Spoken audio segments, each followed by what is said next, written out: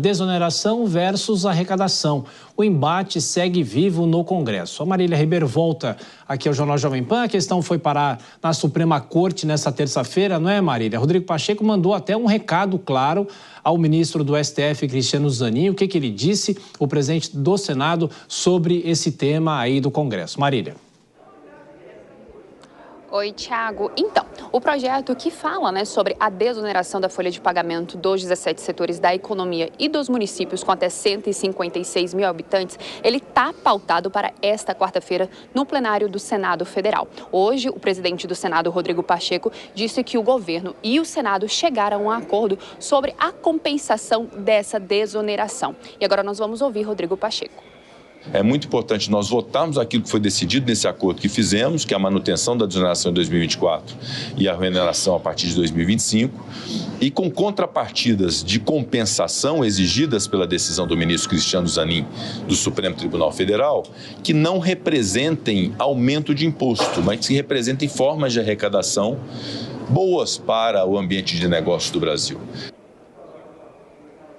Tiago, é importante a gente lembrar que essa história da desoneração da folha de pagamento dos 17 setores da economia e dos municípios vem se arrastando desde o ano passado. Aqui no Senado, no Congresso, nós já tivemos várias reuniões e também nós tivemos a devolução da medida provisória que tratava sobre a compensação, ela que limitava o uso de crédito de PIS e COFINS para poder usar como forma para a desoneração da folha de pagamento. O ministro Cristiano Zanin chegou a suspender a medida e ele deu um prazo de 60 dias para que o governo e o Congresso chegassem a uma solução para essa desoneração da folha. Esse prazo de 60 dias ele se encerra já agora no dia 10 de agosto. Essa proposta que foi dita por Rodrigo Pacheco, ela prevê um plano de repatriação de recursos e também uma taxa de compras internacionais de até $50. Aquele projeto, aquele jabuti que foi incluído dentro do texto do MOVER. E além disso, a regularização de ativos nacionais. Então, pode ser que esse projeto seja pautado, ele já está pautado lá no Senado Federal, ele deve ser discutido nesta quarta-feira, Thiago. E um tema que andava esquecido, a PEC do marco temporal, também foi assunto debatido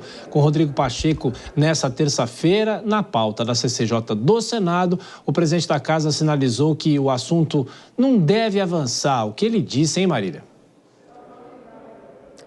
Exatamente isso, Thiago. Essa proposta de emenda à Constituição que fala sobre o marco temporal, ela foi apresentada pelo senador doutor Irã e tem como relator Esperidião Amin, do PP de Santa Catarina. O texto ele está pautado em discussão lá na Comissão de Constituição e Justiça do Senado Federal para esta quarta-feira. E mesmo com essa tramitação, o presidente da casa, Rodrigo Pacheco, sinalizou que a solução para este tema está na conciliação no Supremo Tribunal Federal. E agora nós vamos ouvir esse trecho. Um determinado local que originalmente é de indígenas, mas que já esteja ocupado por colonos, que já haja uma habitação, que já há cultura lá de décadas, até de século até daqueles povos, é preciso compensar os indígenas. Ao mesmo tempo que se tiver uma situação de um latifundiário que invade uma terra indígena, que avança por uma terra que é indígena, é preciso retomar isso em favor dos indígenas. Thiago, e essa posição de Rodrigo Pacheco é porque o ministro do Supremo Tribunal Federal, Gilmar Mendes, convocou uma mesa de conciliação sobre o tema, sobre essa demarcação indígena, com a presença de movimentos indígenas do setor produtivo, do Congresso Nacional e com representantes do governo. O senador Rodrigo Pacheco disse que já indicou quais são os senadores que devem participar dessa mesa de conciliação lá no Supremo Tribunal Federal, Thiago. Estaremos acompanhando Marília Ribeiro com as últimas informações do Congresso Nacional. Bom trabalho para você.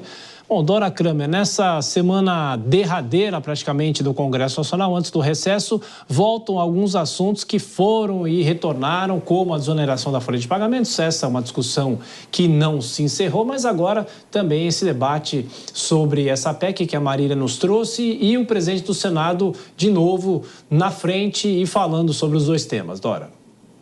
Olha só, a desoneração, essas propostas que o Senado faz já foram ditas, examinadas pelo Ministério da Fazenda, que já disse que são insuficientes, são meio fake, assim, não adiantam de nada. Mas há um problema político, porque o que vai fazer o governo?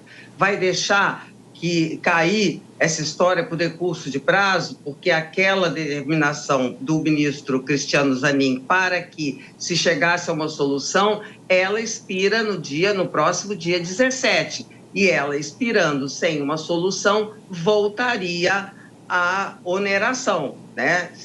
Voltaria essa cobrança. E aí isso ia criar uma enorme confusão no Congresso e até possibilidade de retaliação, seja nas eleições municipais, seja com outras propostas. Por exemplo, essa do Banco Central, autonomia financeira do Banco Central, né? Então, não tem muito jeito, não tem para onde correr. É um acordo que não deixa o Ministério da Fazenda satisfeito, mas não tem outro jeito. Com relação ao marco temporal, é uma maneira do presidente do Senado não investir no atrito, porque essa PEC, a lei já foi votada no Congresso, do marco temporal, o presidente vetou, foi derrubado o veto e agora essa tentativa de inclusão na Constituição. Claro que isso, de novo, ia ser aquele vai e vem. Por isso, essa convocação dessa conciliação para ver se chega num acordo. O como é que sabe dessas coisas? Eu não sei como é que é uma mesa de conciliação. Depois, o que sai da mesa de conciliação fica valendo como lei, enfim, isso eu não sei. Com a palavra, então, Nelson Kobayashi. Nesse tipo de conciliação eu não sei muito bem não, viu, Dora? É tudo muito incerto. Eu acho que essa questão envolvendo as conciliações e a negociação toda aí, que envolvem naturalmente o presidente e o poder legislativo, tendem a ser sempre questionadas, mesmo que com a conciliação formada. Agora, Tiago, eu gostaria de comentar a respeito do marco temporal que está lá em discussão novamente no Congresso. Eu vejo com muita dificuldade que isso avance e tenha qualquer tipo de efeito prático, porque o STF já entendeu como inconstitucional a tese do marco temporal. E uma emenda à Constituição agora, depois, inclusive, da decisão do STF, não teria o poder de retroagir a 1988, por exemplo, ao 5 de outubro de 88, quando foi a data da nossa Constituição. Naturalmente, se essa PEC for adiante, for aprovada, for sancionada, promulgada, aliás, a gente teria isso caindo na mão novamente do STF, que, no meu ponto de vista, entenderia como uma letra morta. Um projeto que, ainda que promulgado, natimorto, porque não teria esta constitucionalidade suficiente para retroagir no tempo. Então, tem muito mais a ver com discursos políticos de quem pretende levar isso adiante do que propriamente de resolver a questão do marco temporal com o qual eu concordo. Acho que o STF julgou mal, mas julgou e é o que está valendo.